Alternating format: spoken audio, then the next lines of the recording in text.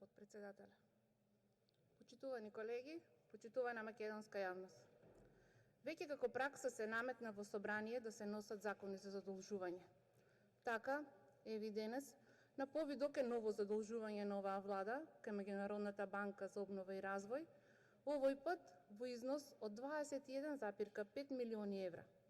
Висока сума на пари која треба да се отплаќа и враќа во наредните 11 години. А се знае кој ќе ги враќа. Повторно, сиромашниот народ.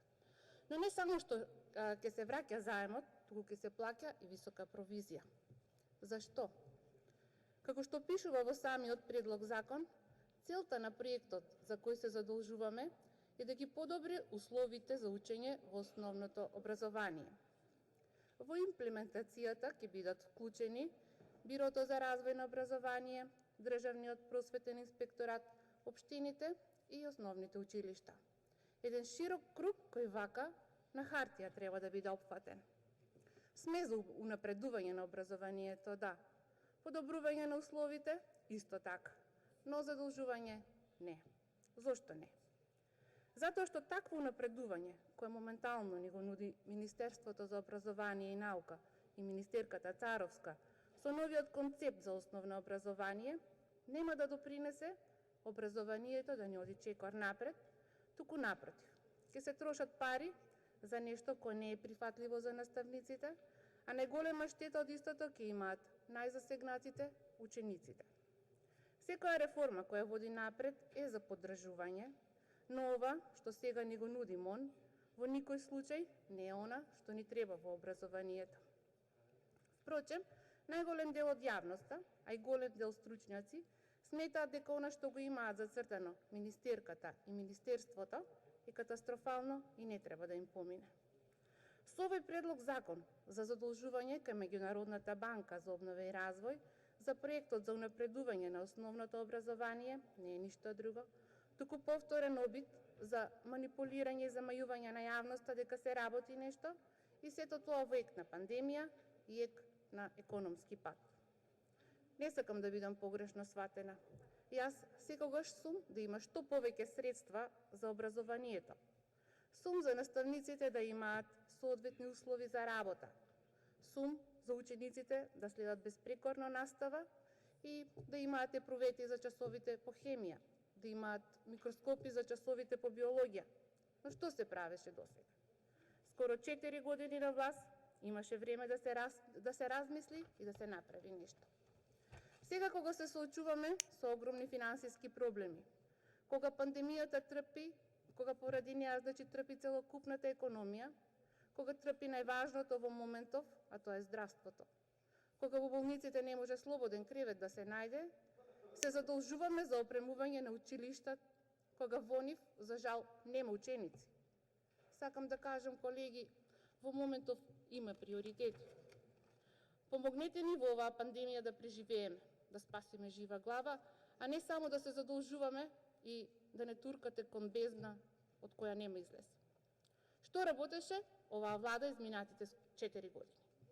Оваа влада ја издигна Македонија на ниво на лидери во регионот и пошироко по број на заразени и за жал починати од COVID-19. Оваа влада ја искачи Македонија на листата на најкорумпирани држави во светот.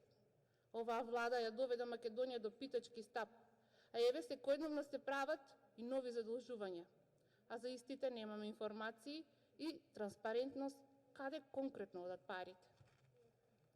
Со овој предлог закон се вели дека наставниците, директорите, стручните соработници ќе имаат корист од поефикасен професионален кариерен развој. Во овој дел не е предвидено каков кариерен развој се планира, додека постоечкиот знаеме дека не е во функција. Професионалниот и кариерен развој на наставниците пак ќе биде за одредени наставници, веројатно оние партиски подобните. Јас лично до неодамна бев во образование, а и сега сум во тек со работите кои што се случуваат во училиштата. За жал, ништо од ова што се нуди нема да се реализира. Затоа што некој е силен на збор, а на дело нула. Актуелната министерка нема ниту еден ден работно искуство во образование. Таа не може да ги знае реалните проблеми таму. А со инатливоста која тера, нема ни слух да слушне како сушно стојат работите. Во предлог законот се наведени 4 компоненти и за која колку средства се изделени. Но некако се врти во круг, а конкретно ништо не може да се констатира. Најголем впечаток ми остави првата и четвртата. Во првата се изделуваат најмногу средства.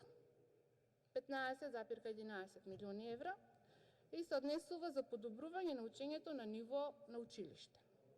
Како дел од оваа компонента се наведува дека ќе има средства за опремување на училишните информатички лаборатории, за купување на компјутери, таблети, лаптопи. Ова е еден вид замајување, затоа што останаа скоро 40.000 ученици без можност да следат онлайн настава.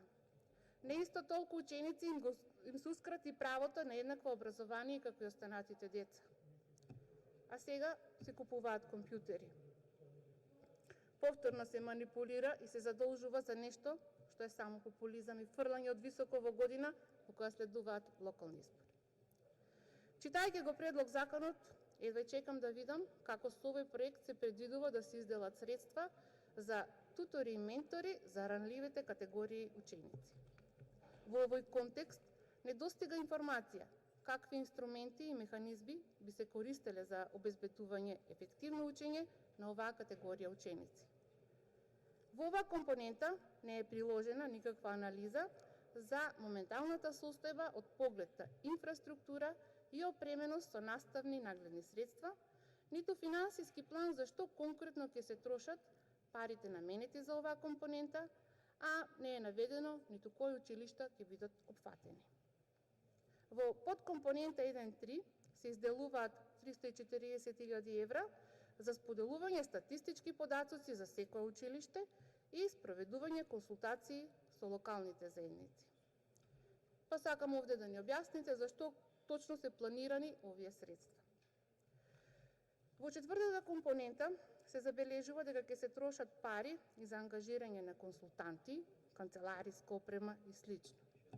За вакцини нема, за консултанти и канцелариска опрема се задолжуваме. Која иронија. А овде се поставува и друго прашање, дали со овие средства се предвидуваат и нови вработувања. Почитување.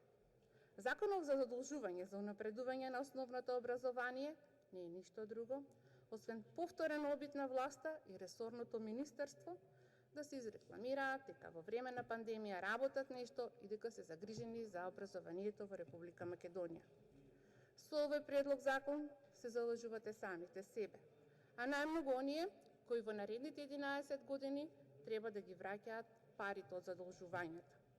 Не сум за подршка на овој закон, затоа што веројатно изгледа дека е уште еден грабеж, затоа што не верувам во вакви задолжувања и не верувам дека овие средства ќе помогнат и ќе ги подобрат условите во образованието во овој момент.